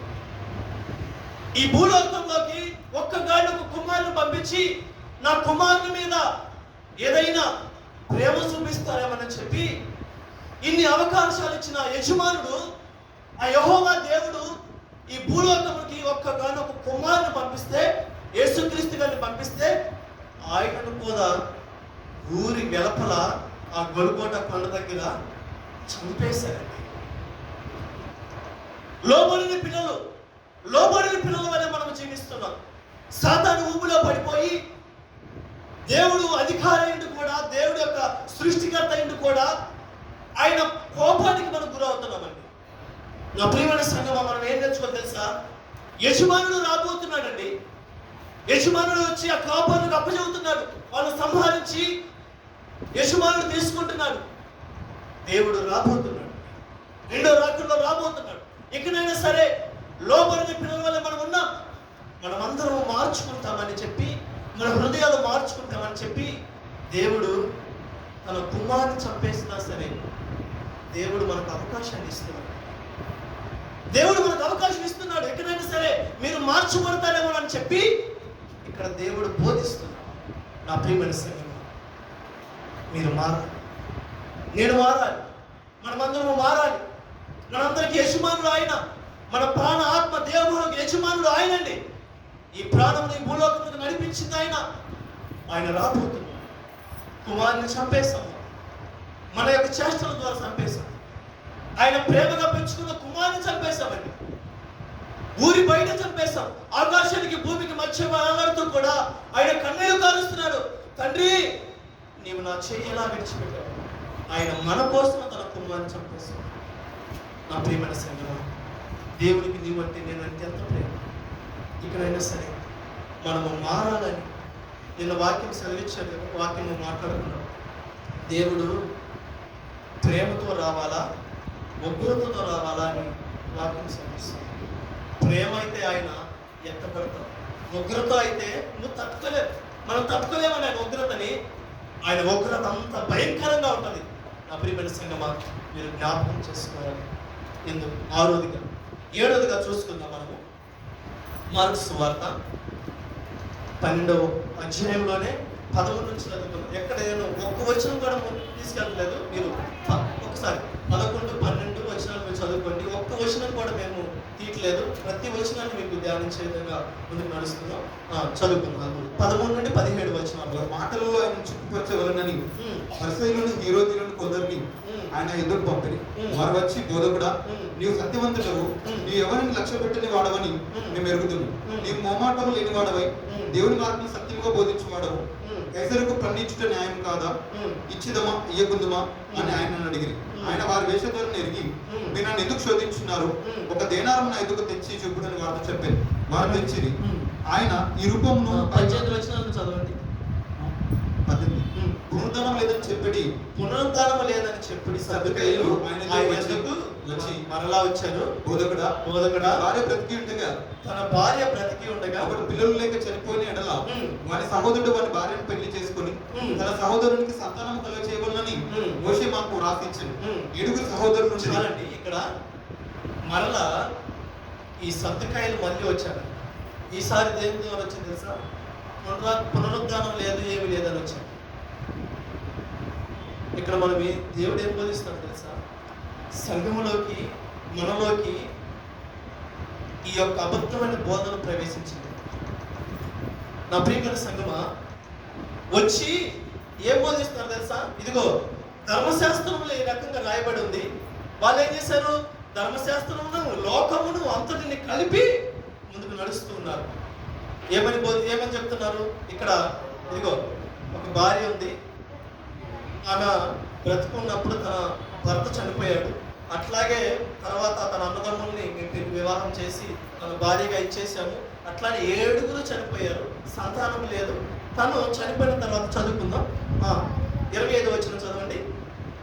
వారు మృతుల నుండి లేచినప్పుడు పెళ్లి చేసుకున్నారు, ఇయ్యబడరు కానీ పరలోకమందున దూతల వలె ఉంటారంట. నా ప్రియమైన సంగమా, ఈ రోజుల్లో ఏ రకంగా ఎలాంటి బోధన వచ్చినాయి అంటే ఏమండి అనుకుంటాం, లోకంలో ఈ జన్మ, లాస్ట్ జన్మ, వచ్చే జన్మ, పోయే జన్మ, ఇలాంటి బోధనలు వస్తూ ఉంటాయి. ఏమండి లోకంలో ఒకే జన్మ. జంతువులను చూసుకొని ఇదిగో అనుకుంటా చాలాసార్లు నవ్వు వస్తుంది నాకు. ఈ జన్మలో మనం పుట్టాము, నక్కగా పుట్టాము, లేకపోతే ఏ పాపం చేసామో లోకస్తులు అనుకుంటూ ఉంటాం. నా ప్రియమైన సంగమా, దేవుడి వాక్యం స్పష్టంగా సెలవిస్తుంది, జంతువులకు ఆత్మ లేదండి. శరీరము ప్రాణమే ఉన్నది, ఆత్మ దేవునిది. దేవుడు స్వయాన వచ్చి ఆయన మట్టిలో నుంచి తీసుకొని మనల్ని ఆయన ఆత్మ ద్వారా మన హృదయంలో ఆత్మను నింపాడు. మనకి ప్రాణ ఆత్మ దేహమును ఇచ్చాడు దేవుడు. ఈ లోకంలో ఒకటే జన్మ. రెండో జన్మ ఏం తెలుసా? పునరుద్ధానం. మనం చూసుకుందాం ఒకసారి ధ్యానించుకుందాము. ఏంటంటే ప్రకటన గ్రంథం ఒకసారి ధ్యానించుకుందాం. ఇప్పుడు కాదులే, అటు వెళ్ళిపోతే మళ్ళీ పునరుద్ధానం గురించి, చనిపోయిన వారు పరదేశంలో ఎక్కడైతే 3 ఆకాశంలో ఉంటారో పరదేశంలో ఉంటారు, చనిపోయిన వాళ్ళు ఎక్కడ ఉంటారు, పరిశుద్ధులు ఎక్కడ ఉంటారు, ఇవన్నీ మనం ధ్యానించుకున్నాం రోజు. అటు వెళ్తే మళ్ళీ ఇంకా ఒక గంట టైం పట్టింది. ఇక్కడ ఏంటంటే బోధన, పునరుద్ధానం లేదని బోధన. ఇక్కడ దేవుడు సెలవిస్తున్నాడు ఏంటంటే 25 నుంచి మళ్ళీ చదువుకుందాం. వారు మృతుల్లో నుండి లేచినప్పుడు పెళ్లి చేసుకున్నారు. అక్కడ పెళ్లి చేసుకోవటాలు ఏముండవు, పరలోకంలో పెళ్లి చేసుకోవటాలు ఏముండవు. అందరూ దేవదూతుల వల్లే మార్చబడతారు. మీరు ఎక్కడ చదువుకున్నారు అని చెప్పి దేవుడు స్వయాన వాళ్ళకి సమాధానం చెప్పి చిక్కులు పెట్టడానికి వచ్చారండి. ఏదో ఒక ప్రశ్న ఏదో ఒకటి పెట్టి దేవుణ్ణి చిక్కులు పెట్టి మనమే గొప్ప అని చెప్పుకోవడానికి మరలా వస్తే దేవుడే వాళ్ళ నోరును మూసేస్తున్నారు. మరి చదువుకున్న 26 వారు లేచెదరని మృతులను గురించిన సంగతి మోషే గ్రంథమందలి పొదను గురించిన భాగంలో మీరు చదవలేదా? ఆ భాగంలో దేవుడు, నేను అబ్రాహాము దేవుడను, ఇస్సాకు దేవుడను, యాకోబు దేవుడనని అతనితో చెప్పాను. ఆయన సజీవుల దేవుడు కానీ మృతుల దేవుడు కాదు. అవునా, మీరు బహుగా పొరపడుచున్నారని వారితో చెప్పాను. శాస్త్రులు అప్పుడు వచ్చి వారు తగ్గించుట విని ఆయన వారికి బహుగా ఉత్తరమిచ్చినని గ్రహించి ఆజ్ఞాలన్నింటిలో ప్రధాన. ఇక్కడ మనము 8వ ఏం చూసుకున్నామంటే పునరుద్ధానం లేదు, జన్మ ఒకటి కాదు, అది కాదని చెప్పి లోకంలోకి, సంఘంలోకి అనేక బోధలు వస్తూ ఉంటాయి. దాన్ని గుర్తుపట్టి దేవుడి ఆజ్ఞల ప్రకారం పునరుద్ధానం ఉన్నది. దేవుడు ఖచ్చితంగా మనల్ని దేవదూతలుగా మార్చబడతాడు. అక్కడ ఏమి లోకం సంబంధించింది ఏమి ఉండదు. అక్కడ వేరే దేవుడు రూపించింది వేరు, బంగారుపు రోడ్లు, అక్కడ బోధన వేరు, అక్కడ దేవుడు చూపించింది ఏదైతే మనకు బోధించాడో అక్కడ ప్రతిదీ నెరవేర్చబడటానికి దేవుడు ఒక ప్రణాళిక కట్టుకొని ఉన్నాడు. అది మనము ముందుగానే బోధిస్తున్నాడు దేవుడు. ఏది కూడా మనకి చెప్పకుండా ఉండలేదండి దేవుడు. ప్రతిదీ బోధించుకుంటూ వచ్చాడు. మనం నేర్చుకొని ఈ లోకమైన బోధలకు లోబడకుండా దేవుడి బోధకు లోబడి ఉండాలని చెప్పి మోషే గ్రంథంలో ఏదైతే రాయబడిందో దేవుడు ఏదైతే మనకు బోధిస్తున్నాడో దానికి లోబడతామని చెప్పి జాగ్రత్త పడతామని చెప్పి దేవుడు ఇక్కడ బోధిస్తున్నాడు. అదేవిధంగా చదువుకుందాం. ఇంకొకటి 9వ నేను చెప్తాను. 28 నుంచి చదవండి. శాస్త్రులు వచ్చి శాస్త్రంలో మరి ఒకడు మరలా వచ్చి వారు తర్కించుతూ విని ఆయన వారికి బావుగా ఉత్తరమించిందని గ్రహించి ఆజ్ఞలన్నింటిలో ప్రధానమైనది ఇక్కడ మరలా ఇంకొకడు ఏం చెప్పాడంటే ప్రశాంతంగా వచ్చి నోరు మూసుకున్నారు కదా అందరూ, మరి అక్కడ ప్రశాంతంగా వచ్చి ప్రశాంతంగా చదువుతున్నాడు. ఆజ్ఞలలో ఏది ప్రధానమైన ఆజ్ఞ? ఎక్కడైనా యేసుక్రీస్తు గారు నోరు జారుతాడేమోనని చెప్పి ఎక్కడో సాట ఆయన్ని తప్పు పట్టాలని చెప్పి ఎంతగా వాళ్ళు ప్రాధాయపడుతున్నారండి, ఎంతగా వాళ్ళు ప్రయాసపడుతున్నారు చూడండి. నా ప్రియమైన సంగమా, దేవుడు మాట్లాడితే ఎవరు మాట్లాడరు. దేవుడు మాట్లాడితే అందరూ మౌనం అయిపోతారు. యోబు అంతవరకు మాట్లాడుకుంటూ వచ్చాడు. నేనే గొప్పగా ఊహించుకున్నాడు. ఏమండి 43వ అధ్యాయం 40వ వచనం దగ్గరికి రాగానే దేవుడు మాట్లాడితే యోబు మౌనముగా ఉన్నాడు. ఎప్పుడైతే దేవుడికి దగ్గరగా మన ఆత్మీయ జీవితం వస్తుందో మన పాపపు జీవితం బయటపడి దేవుడే గొప్పవాడు. అట్లాగా దేవుడు మాట్లాడితే మనం ఇట్లా ఇక్కడ చూసుకుంటే 28 నుంచి 34 వచనాలు చూసుకుంటే చదవండి. శాస్త్రులు కూడా వచ్చి వారు తర్కించుతూ విని 31 నుంచి చదవండి. రెండవది నీవు నన్ను 30 నుంచి చదవండి. నీవు నీ పూర్ణ హృదయంతోను నీవు నీ పూర్ణ హృదయముతోను నీ పూర్ణ ఆత్మతోను నీ పూర్ణ వివేకముతో నీ పూర్ణ బలముతో నీ పూర్ణ బలముతో నీ దేవుడైన ప్రభువును ప్రేమింపవలెనని అనున్నది ప్రధానమైన ఆజ్ఞ. ఇక్కడ ఆజ్ఞలలో ప్రధానమైన ఆజ్ఞ ఏదైనా అడిగాడు వచ్చి దేవుడు మాట్లాడాడు. ఇక్కడ ఏంటంటే నీ దేవుడిని పూర్ణ హృదయముతో పూర్ణ ఆత్మతో పూర్ణ వివేకముతో పూర్ణ బలముతో నీ దేవుడైన నీ దేవుణ్ణి ప్రేమించడమే ప్రధానమైన ఆజ్ఞ. ఈ లోకంలో ప్రధానమైన దేవుడు ఉందంటే మన దేవుని ప్రేమించడం, మన దేవుని ఆరాధించడమే, మన దేవునికి లోబడటమే, మన దేవుని మాటలు వినడమే. అంతగా మించింది ఏది లేదు. ఆయనను వెంబడించడం ప్రధానమైన ఆజ్ఞ. రెండోదిగా చెప్తున్నాడు మళ్ళా ఇంకొక ఆజ్ఞ. ఒకటి సరిపోలా అంటాడు వాడు మళ్ళీ ఏమని, అయ్యా సరే మంచిగా చెప్పారు, బాగానే చెప్పారు, ప్రధాన ఆజ్ఞ దేవుడే మేము ఒప్పుకుంటాం. రెండో ఆజ్ఞ ఏంటి? రెండవది నీవు నిన్ను వలె నీ పొరుగువారిని ప్రేమించుకోవాలన్నది రెండవ ఆజ్ఞ. వీటికంటే ముఖ్యమైన ఆజ్ఞ మరి ఏది లేదని వీటికంటే ముఖ్యమైన ఆజ్ఞ ఏది లేదని అతనితో చెప్పాడు. మా ప్రియమైన సంగమా, రెండో ఆజ్ఞ ఏదండి? నిన్ను వలె నీ పొరుగువారిని ప్రేమించు. నిన్ను ఏ రకంగా ప్రేమించుకుంటావు? నల్లగా ఉండని, తెల్లగా ఉండని, పొట్టిగా ఉండి, పొడుగుగా ఉండి, ఎలా అయినా, ఎంత దరిద్రంగా ఉండి, ఎంత పాడవని, ఎంత అందంగా ఉండి, ఎట్లయినా సరే అద్దం ముందుకు వెళ్ళి ఎంతగా ప్రేమించుకుంటామండి, ఎంత ఇష్టంగా ఉంటాం. ఏమండి కాకి పిల్లకి కాకి పిల్ల ఇష్టం అన్నట్టుగా మన శరీరము, మన జీవితము, మన బ్రతుకులంటే మనకి ఎంత ఇష్టం అండి. నా ప్రియమైన సంగమా, మనలను మనం ఎంతగా ప్రేమించుకుంటామో ఇతరులు కూడా ప్రేమించే స్వభావం కావాలని దేవుడు బోధిస్తున్నాడు. 9వదిగా నేను చెప్పాను కదా 14 అని, ఏమో 14 పోలే, 14 నేను ముగిస్తాను, 14 పోలేము కానీ ఎందుకంటే ఈ 14 అంశాలు 14 గంటలైనా సరిపోతుంది. ఇప్పుడు ధ్యానించుకుందాం, నేను ముగిస్తాను త్వరగా. మొదటిగా 9వదిగా ఏం చెప్తుందంటే నిన్ను వలె నీ పొరుగువాన్ని ప్రేమించాలి. మొదటిగా దేవుణ్ణి నీవు ప్రేమించాలి, దేవుణ్ణి ఆరాధించాలి, అదే ముఖ్యమైన ఆజ్ఞ. రెండోదిగా నిన్ను వలె నీ పొరుగుని ప్రేమించాలి. ఈ రోజుల్లో సంఘాల్లో ప్రేమ లేదు కాబట్టి దేవుడు బోధిస్తున్నాడు. ఈ రోజుల్లో కుటుంబాల్లో ప్రేమ లేదు కాబట్టి దేవుడు బోధిస్తున్నాడు. ఈ రోజుల్లో అన్నదమ్ముల మధ్య, కుటుంబ సభ్యుల మధ్య ప్రేమ అనేది కరువైపోయింది కాబట్టి ప్రేమ అనే పదాన్ని ఎత్తి పట్టుకొని దేవుడు బోధిస్తున్నాడు. నా ప్రియమైన సంగమా, నీలో ప్రేమ ఉన్నదా? ప్రేమించే స్వభావం ఉన్నదా? ప్రేమ ఎంత గొప్పదో తెలుసా? ప్రేమ ఏం చేసింది తెలుసా? ప్రేమ ప్రాణం పెట్టింది. ప్రేమ ప్రాణం పెట్టింది. నీ మీద ప్రేమ ఉన్నది కాబట్టి దేవాది దేవుడు ఆకాశానికి భూమికి మధ్యన వేలాడాడు. ఆ ప్రేమే ఆకాశం నుండి దిగి వచ్చిందండి. ఆ ప్రేమే నీ కోసం ప్రాణం పెట్టబడింది. ఎవరైనా పెడతారా ప్రేమ? ఎవరైనా ప్రాణం పెడతారండి? ఎవరైనా సరే, భర్త అయినా సరే, భార్య అయినా సరే, ఎవరైనా సరే, అన్నదమ్ములు ఎవరైనా సరే తెలుసా, నీ నిమిత్తము వాళ్ళకి ఇబ్బంది లేనంత వరకు మాత్రమే. నీ నిమిత్తము వాళ్ళకి ఏదైనా కష్టం వచ్చిందా, ఏదైనా ఇబ్బంది వచ్చిందా, వెంటనే బయటపడింది. అది ఎంత ప్రేమ! అది ఎవరైనా సరే అండి, తల్లిదండ్రులైనా సరే, ఎవరైనా సరే. కానీ నా దేవుడి ప్రేమ అట్లాంటిది కాదు. నా దేవుడి ప్రేమ శాశ్వతమైన ప్రేమ, ప్రాణం పెట్టేంత ప్రేమ. ఆ స్వభావంలోకి మార్చబడాలని చెప్పి నా దేవుడు స్వయాన బోధిస్తున్నాడు. నా ప్రియమైన సంగమా, జ్ఞాపకం చేసుకోవాలి. ఈ రోజుల్లో నీ తల్లిదండ్రులను ఎలా ప్రేమిస్తున్నావు? నీ కుటుంబాన్ని ఎలా ప్రేమిస్తున్నావు? సంఘ బిడ్డలను, కాపాన్ని ఎలా ప్రేమిస్తున్నావు?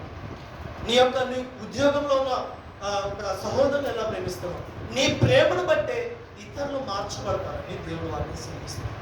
నీ ప్రేమను బట్టే, నీ ప్రవర్తన బట్టి, నీ ప్రేమ ఉంటే ఆ ప్రేమను బట్టి దగ్గరకు తీసుకుంటావు. ఏదైనా కష్టం వస్తే, ఏదైనా ఇబ్బంది వస్తే దగ్గర తీసుకుంటావు.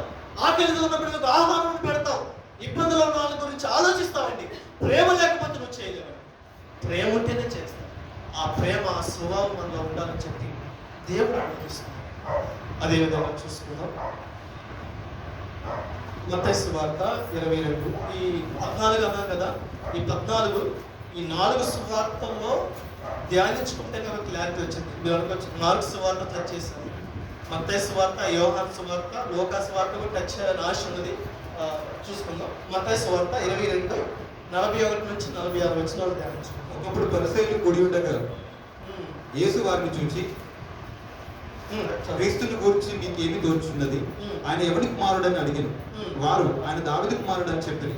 అందుకు ఆయన, అలాగైతే నేను నీ శత్రువులను నీ పాదముల క్రింద ఉంచు వరకు నువ్వు నా కుడి పార్శ్వంలో కూర్చుని ప్రభువు నా ప్రభువుతో చెప్పాను అని దావీదు ఆయనను ప్రభు అని ఆత్మ వలన ఎలా చెప్పుచున్నాడు.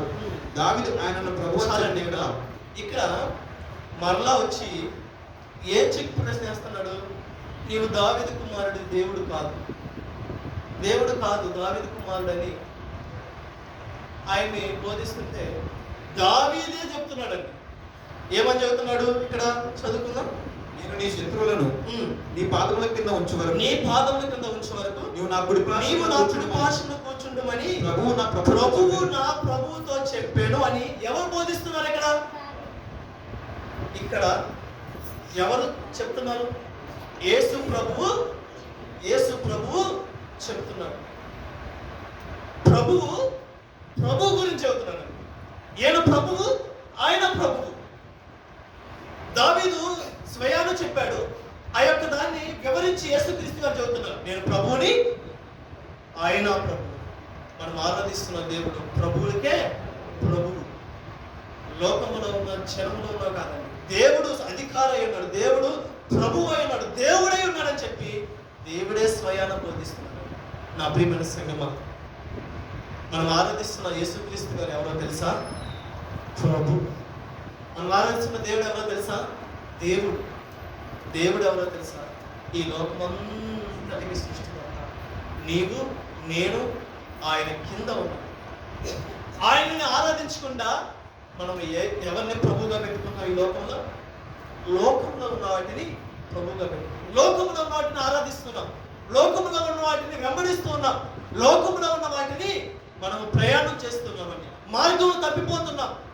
మార్గము దేవుని దగ్గరికి వెళ్ళకుండా మార్గము పక్కగా వెళ్ళిపోతున్నామండి. నా ప్రభు అంటాడు, నీవు ప్రభువుని ఆరాధించు. ప్రభువు ఎవరో కాదండి, యేసుక్రీస్తు గారే. ఆయన ప్రభు అని చెప్పి స్వయాన దావీదు చెప్పిన మాటను ఎత్తిపట్టుకుని మాట్లాడుతున్నాడు.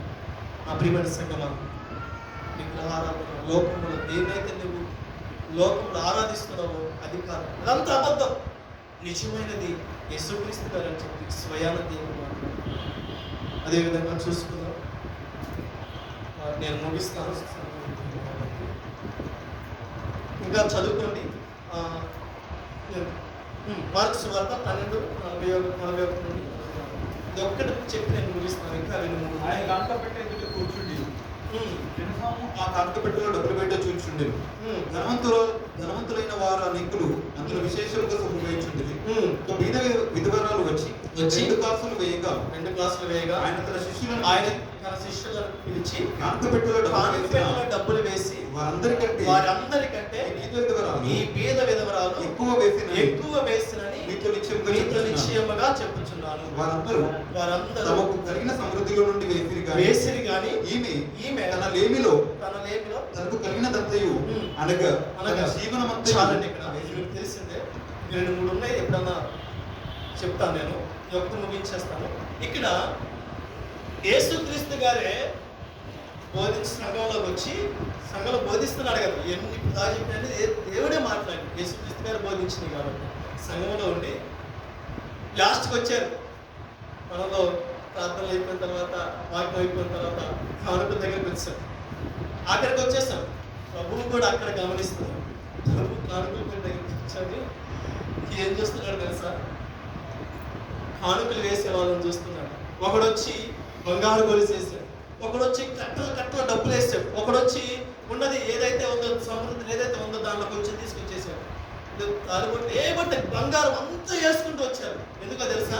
ప్రభు వాడు కూర్చున్నాడు, నాకు ఏదో ఒకటి ఇస్తాను, నేను గొప్పగా అందరికి చూడాలి, అందరికి చూపించాలని చెప్పి సంఘం ఎదుట ఇదిగో చైను రాస్తాను, ఇదిగో కట్టలు రాస్తాను, చూడండి ఇదిగో రాస్తాను, ఇదిగో చూడండి అని చెప్పి మనుషులకు చూపిస్తూ కాళ్ళ ఎగరేసుకుంటూ, నాకంటే ఇదిగో నేను డబ్బులు లేకపోతే ఇంక సంఘం ఆగిపోద్ది, నేను లేకపోతే ఇంక సంఘం ఆగిపోద్ది, లేకపోతే నేను ఇది ఇంట్లో ఆగిపోతే, నేను వేయకపోతే డబ్బులు లేకపోతే ఇంక పరిచయం ఆగిపోద్ది అని చెప్పి విర్రవీగుతున్న వాళ్ళు ఎంతోమంది ఉన్నారు నా ప్రియమైన సంఘమా. కానీ పేద విధవరాలు ఆమె ఆకలితో ఉంటే అలవటించిపోతుంది. ఒక రోజు ఈ యొక్క ధనవంతులు ఆదుకున్నారు. చాలా మంది చాలా రోజులు ఆదుకునే ఉంటారు. ఎందుకంటే పేద విధవరాలు అన్నారు కదా, వాళ్ళందరూ ధనవంతులు కదా. పేద విధవరాలు లేచి వస్తుంటే దేన మనస్సుతోటి ఆమె దగ్గర ఏదైతే ఉన్నది మొత్తం తీసుకొచ్చి ఆ కానుక పెట్టెలో వెయ్యటం అనేది దేవుడు చూశాడు. నా ప్రియమైన సంగమా, దేవుడు ఇక్కడ కోరుకుంటుంది ధనము కాదండి. దేవుడు వేయవలసింది ఏమి వేయాలనుకుంటున్నాడు తెలుసా? నీ హృదయం అంతటిని వేయాలనుకుంటున్నాడు. ఈ రోజులో మన హృదయంలో కొంతవరకే ఏదైతే మనం సమృద్ధి కలిగి ఉన్నామో, ఏదైతే దేవుడు ఇచ్చాడో దానిలో కొంతవరకే చాలనుకుంటున్నామండి. నా ప్రియమైన సంగమా, దేవుడు అది కాదు. దేవుడు కూర్చొని చూస్తున్న అది కాదు. నీలో ఉన్న హృదయం అంతటిని తీసుకురండి. నీ హృదయం అంతా పాడైపోయింది, నీ హృదయం అంతటిని బాగు చేయాలని చెప్పి దేవుడు స్వయాన మందిరంలో కూర్చొని చూస్తున్నాడు. నీ హృదయం అంతా పాడైపోయింది కాబట్టి నీ హృదయాన్ని బాగు చేయాలని చెప్పి, నీ హృదయం నాకు ఇవ్వు, నీ హృదయం నా దగ్గర తీసుకురా, నేను బాగు చేస్తానని చెప్పి దేవుడు బోధిస్తున్నాడు. దేవుడు చూస్తున్నాడు. ఆ విధవరాలు వచ్చి ఇదిగో నా హృదయాన్ని తీసుకున్నట్టుగా మొత్తం వేసేసిందండి. అప్పుడు దేవుడు ఏం చెప్తున్నాడు? లాస్ట్ చదువుతున్నాం. అందరూ తమకు కలిగిన వేసిరి కానీ ఈమె 43 వచ్చారు. ఒక విధవరాలు వచ్చి 2 కాసులు వేయగా ఆయన తన శిష్యులను పిలిచి కానుక పెట్టెలో డబ్బులు వేసిన వారందరికంటే ఈ బీద విధవరాలు ఎక్కువ వేసేనని మీతో నిశ్చయంగా చెప్పుచున్నాను. అప్పుడు అనుకున్నారు, యేసుక్రీస్తు గారు ప్రకటిస్తున్నారు ఏమని? ఎంతమంది ఎక్కువ వేశారు ప్రకటిస్తారు కదా. పేపర్లు పట్టుకొని ఇదిగో 3,000, 2,000, 10,000 ఫలానామా అని చెప్తారు కదా సంఘాల్లో. అలానే వేసి ఇంకంతా అయిపోయిన తర్వాత అందరూ ఎదురు చూస్తున్నారు ధనవంతులు. ఏమని? నేను ఎక్కువ వేశాను, నా పేరు ముందు చెబుతాడేమో. నేను ఎక్కువ 100 బంగారం అంతా ఎక్కువ వేశాను, నేను నా పేరు చెబుతానని చెప్పి ధనవంతులు అందరూ ఎదురు చూస్తుంటే యేసుక్రీస్తు గారు నిలబడి ఏ పేరు చెబుతున్నాడు తెలుసా? చదవండి. కానుక పెట్టెలో డబ్బులు వేసిన వారందరికంటే ఈ బీద విధవరాలు ఎక్కువ వేసినని మీతో నిశ్చయంగా చెప్తున్నాడు. ఎవరితో చెబుతున్నాడు? ధనవంతులతో అండి. ఈ లోకంలో ధనము కూర్చుకుంటే ఈ లోకమే, కానీ నువ్వు ధనము కూర్చుకోవాల్సింది ఎక్కడ తెలుసా? పరలోకం. నా ప్రియమైన సంగమా, పేద విధవరాలు ఉన్నది మొత్తం తీసుకొచ్చింది. నా ప్రభువు తన పేరుని ఎత్తి పేద విధవరాలు అని చెప్పి ఎత్తి తనను బట్టి ఎంత సంతోషిస్తున్నాడండి. ఆయన ఆనందించాల్సింది తెలుసా, నిన్ను బట్టి ఆనందించాలని చెప్పి ఆయన ఎదురు చూస్తున్నాడు. కూర్చున్నాడు, నీ దగ్గర కూర్చున్నాడు, నీ ఇంటిలో కూర్చున్నాడు, నీ హృదయం దగ్గర కూర్చున్నాడు. నువ్వు ఇక్కడైనా నీ హృదయం నాకు ఇస్తావా, ఇక్కడైనా నీ హృదయం నాకు నన్ను ఆహ్వానిస్తావని చెప్పి దేవుడు కానుక పెట్టిని పట్టుకొని నీ హృదయం, నీ జీవితం ఎదురు కూర్చున్నాడు. నువ్వెప్పుడు నీ హృదయం అనేది ఆ పెట్టెలో వేస్తావని చెప్పి, బాగు చేయాలని చెప్పి, ఆరోగ్యం ఇవ్వాలని చెప్పి, నీ ఆత్మను కాపాడాలని చెప్పి, నరకంలో పడిపోయకుండా పరలోకంలో తీసుకువెళ్ళాలని చెప్పి దేవుడు పెట్టి పట్టుకొని వస్తాడు. నువ్వు వేస్తావా? ఎక్కడైనా వేస్తావా? ఎక్కడైనా సరే నేను బాగుపడాలి, ఎక్కడైనా సరే నేను ఆశీర్వదించబడాలి, ఎక్కడైనా సరే దేవుడు బోధకు లోపడాలి, దేవుడి మాటలు వినాలని నా హృదయం మార్చబడాలి. నా ప్రియమైన సంగమా, నువ్వు ఆలోచన చేస్తే నా దేవుడు ఖచ్చితంగా నిన్ను నీ హృదయాన్ని బాగు చేస్తాడు. నీ ధనము, నీ డబ్బు ఏమడగట్లా, నిన్నే అడుగుతున్నాడు, నీ హృదయాన్ని అడుగుతున్నాడు. ఎక్కడైనా సరే ఇచ్చేవారిగా ఉండాలి. నా ప్రియమైన సంగమా, ఎన్ని విషయాలు ధ్యానించుకున్నామండి? 10 విషయాలు ధ్యానించుకున్నాం, ఇంక 4 ఉన్నాయి. ఈ 4 ఒకసారి ధ్యానించుకున్నాం. సమయం అయిపోయింది కాబట్టి, ఆలస్యం అయిపోతుంది కాబట్టి ఎప్పుడైనా సరే, ఎందుకంటే గమనించండి, మరి ఒకసారి ఇంటికి వెళ్ళి, నేను ఎక్కడ చెప్పలేదు ఎందుకంటే మళ్ళీ అక్కడ అధ్యాయాలు చూపిస్తే మళ్ళీ కన్ఫ్యూజ్ అవుతారని చెప్పి మార్కు సువార్త 11వ అధ్యాయము, మార్కు సువార్త 12వ అధ్యాయము, ఈ 2 అధ్యాయంలోనే 14 విషయాలు బోధించాడు దేవుడు. మీకు క్లారిటీ రావాలంటే 4 సువార్తలు ధ్యానించుకోవాలి. ఈ 4 సువార్తలు ధ్యానించుకోవాలి. ఈ 2 అధ్యాయాల మీద మీరు ఒక్కసారి మీరు ధ్యానించుకొని ఇంటికెళ్ళి ప్రభు ఏం మాట్లాడాడు, ప్రభు ఏ రకంగా మన గురించి మాట్లాడుతున్నారు. ఆ యొక్క దొంగల గుహగా, ఆ బలలో ఏదైతే ఒక కొట్లుగా లేకపోతే ఒక వ్యాపార స్థలంగా మార్చబడిన మందిరం, మన హృదయం, మన జీవితము ఏ రకంగా మార్చబడాలని చెప్పి దేవుడు బోధించాడో ఆ బోధను ఒకసారి మీరు జ్ఞాపకం చేసుకోండి. ఇది మనుషులు చెప్పిన బోధ కాదండి, మనుషులు మాట్లాడింది కాదు, స్వయాన దేవుడే నీ ఎదుట ఉండి మాట్లాడుతున్నాడు. మార్కు సువార్త 11-12 ఒక్కసారి మీరు ధ్యానించుకోండి. ఎవరు వద్దు, మీ కుటుంబం ఎవరు వద్దు, ఒంటరిగా కూర్చొని ప్రభుతో కూర్చొని, ఇదిగో ప్రభువా నేను ఎక్కడ లోపడలేకపోతున్నాను, ఎక్కడ పడిపోతున్నాను, ఎక్కడ రాలిపోతున్నాను, ఏ విషయంలో నేను ఇదిగో రాలిపోతున్నాను చెప్పి ఒకసారి జ్ఞాపకం చేసుకొని, నేను వేషధారణ వలె లేకపోతే ప్రార్థనలోనా, లేకపోతే క్షమించడంలోనా, అధికారంలోనా, లేకపోతే దేవుడి కోపానికి లోబడుతున్నామా, లేకపోతే ఏ విషయంలో, ఏ ఆజ్ఞలో, ఏ ప్రేమ లేకుండా జీవిస్తున్నాం, లేకపోతే లోకమైన బోధకు లోబడుతున్నామని ఒకసారి జ్ఞాపకం చేసుకొని మీరు ఆలోచన చేసి రాసుకోండి. ఈ విషయాలు రాసుకొని ఎక్కడ నాలో లోపం ఉందని చెప్పి సరి చేసుకోవాలని చెప్పి దేవుడు బోధిస్తున్నాడు. దేవుడి ఇచ్చిన మాటలు దీవించి ఆస్వాదించిన గాక. ఆమేన్.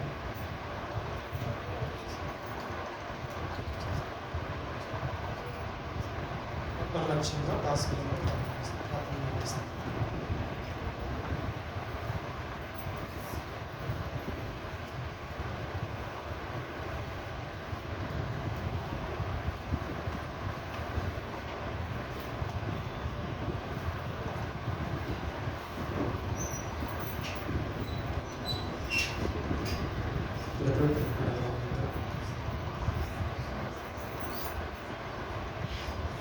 దేవుడు ఒక పరిశుద్ధ వారంలో మంగళవారం నాడు ఆనాడు దేవుడు పలికినటువంటి ప్రతి మాటను కూడా తన దాసుని పెట్టి మాట్లాడిన ప్రతి మాటను కూడా జ్ఞాపకం చేసుకున్నాడు.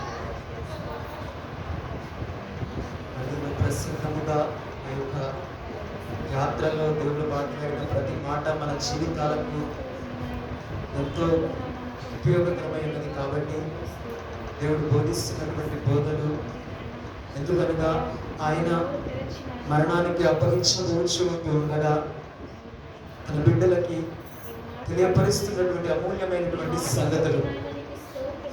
కాబట్టి మనమందరం జ్ఞాపకం చేసుకుందాం. ఆయన లోకమునకు వచ్చింది ఆ స్థితిలో ఉన్న వారందరినీ కూడా మార్చాలి అన్న ఉద్దేశంతో వచ్చి ఉన్నారు. కాబట్టి తన పనిని పూర్తి చేసుకునే పర్యాయములో ఆ రీతిగా మీరు జీవించకూడదు అన్న ఉద్దేశంతో దేవుడు తన బిడ్డలతో పలుకుతున్నటువంటి మాటలు ఈరోజు మనతో మాట్లాడి ఉన్నారు. ప్రియమైన దేవుని బిడ్డలారా, జ్ఞాపకం చేసుకుని ఉన్నాం. ఎన్నో మాటలు దేవుడు మనతో తేటగా మాట్లాడి ఉన్నారు. ప్రతి ఒక్కరు కూడా మాటలు విని ఉన్న వారిగా ఉండి ఉన్నాము. కాబట్టి ఒక్కసారి మనల్ని మనం పరీక్షించుకుందాం. మన జీవితంలో ఏ స్థితిలో లోటు కలిగి ఉన్నామో ఆ లోటుని సవరించుకునే అవకాశం దేవాది దేవుడు మనకు అనుగ్రహిస్తూ ఉన్నారు. కాబట్టి అది ఏదైనాను అది ఆయన శక్తి ద్వారానే మనకు సాధ్యము. కాబట్టి ప్రతి ఒక్కరికి కూడా అడుగుదాం. పరిశుద్ధుడా, ప్రేమగల దేవుడా, కృపగల తండ్రి, దయగల రాజా, నీకే వందనాలు తెలియజేసుకుంటున్నామయ్యా. తండ్రి, మాట్లాడే దేవుడవు నీవై ఉన్నావు తండ్రి, మారని దేవుడవు నీవై ఉన్నావయ్యా. మనుష్యులను సహితము నాయనా తండ్రి దేవా, నీ యొక్క మార్గములోనికి నడిపించుకున్నటకు నీ మాటలను నాయన పలికే దేవుడవై ఉన్నావు తండ్రి. నీకే స్తోత్రములు నాయన. తండ్రి, ఎన్నో మూల పాఠాలు నాయన మాకు బయలుపరిచి ఉన్నారు. ప్రతి మాట మా జీవితంలో స్థిరపడినట్లుగా నీ సహాయమును మాకు దయచేయమని వేడుకుంటున్నాను తండ్రి. ఈ జీవిత యాత్రలో ఎదురవుతున్నటువంటి పరిస్థితులన్నిటినీ కూడా ఎదుర్కోవాలి అంటే ప్రభు నీ శక్తి మాకు కావాలయ్యా. నీకే స్తోత్రములు, నీకే వందనాలు, నీకే కృతజ్ఞతలు తెలియజేసుకుంటున్నామయ్యా. తండ్రి, ముందున్న ఆ యొక్క యాగాన్ని అనుభవించాలి అని ఎరిగి ఉండి కూడా ఎంతో భారముతో పలికినటువంటి మాటలు ప్రభువా, నీకే స్తోత్రములు నాయన. అటువంటి క్లిష్టమైనటువంటి పరిస్థితులు మాకు వచ్చినప్పటికీ మా యొక్క నాయన మూలాలను మేము మర్చిపోకుండా మా యాత్రను కొనసాగించే వారిగా ఉండటకు నీ సహాయమును మాకు దయచేయమని వేడుకుంటున్నామయ్యా. నీకే స్తోత్రములు, నీకే వందనాలు, నీకే కృతజ్ఞతలు తెలియజేసుకుంటున్నామయ్యా. తండ్రి, నీకే వందనాలు. నీకు ఆయాసకరమైనది ఏదైనా ఉన్నది అంటే అది కేవలము వేషధారణ తండ్రి. నీ బిడ్డల్లో అది ఉండకూడదు అని ఆశపడుతున్న దేవుడవయ్యా. నీకు స్తోత్రములు నాయన. ప్రభువా, నీకే స్తోత్రములు. నీలో ఎంతగా ఎదిగినను దేవా నాయన, ఒదిగి జీవించగలిగే ఆత్మను ప్రతి ఒక్కరికి దయచేయమని వేడుకుంటున్నానయ్యా. నీకే స్తోత్రములు, నీకే వందనాలు. ఈ సాయంకాల వేళ ఆశతో నీ సన్నిధిలో అడుగుపెట్టి ఈ సమయం వరకు కూడా వేచి ఉన్న ప్రతి ఆత్మలో ఉజ్జీవాన్ని రగిలిస్తున్నందుకు నీకు స్తోత్రాలు తెలియజేసుకుంటున్నామయ్యా. నీకే వందనాలు, నీకే స్తోత్రములు తెలియజేసుకుంటున్నాను. కృపగల దేవుడా, నీ కృపను బట్టి ఇన్ని దినాలు నడిపించారు. ముందున్న కొద్ది దినాలలో కూడా నీ యొక్క అమూల్యమైన సందేశములు వినుటకు కావలసిన కృపను మాలో ప్రతి ఒక్కరికి దయచేస్తున్నందుకు నీకు వందనాలు నాయన. నీకే స్తోత్రములు నాయన, నీకే కృతజ్ఞతలు తెలియజేసుకుంటున్నాము. ప్రతి ఒక్కరికి కావలసినటువంటి దీవెనలను నాయన నీ కృపలో అనుగ్రహించమని వేడుకుంటున్నామయ్యా. నీకే వందనాలు. వాక్యమును పంచుకున్న నీ దాసుని కూడా జ్ఞాపకం చేసుకోండి. నీ యొక్క శక్తితో నింపండి, నీ ఆత్మతో నింపండి. నీ యొక్క బలమైన సంగతులను నాయన బయలుపరచి నీ నామ మహిమ ఘనత కొరకు వాడుకొనమని వేడుకుంటున్నామయ్యా. నీకే స్తోత్రములు నాయన. ఇకను ప్రభువా తండ్రి నాయన, స్థానిక దైవజనులు అయినటువంటి అన్నగారిని జ్ఞాపకం చేసుకోండి. ఇంతకాలము మీ శక్తిని అనుగ్రహించి నడిపించి ఉన్నారు. ముందున్న రోజుల్లో కూడా మీ ఆత్మ సహాయమును బిడ్డకి దయచేయండి. శారీరక శక్తిని, మానసిక శక్తిని, ఆత్మీయ శక్తిని మెండుగా దయచేయమని వేడుకుంటున్నానయ్యా.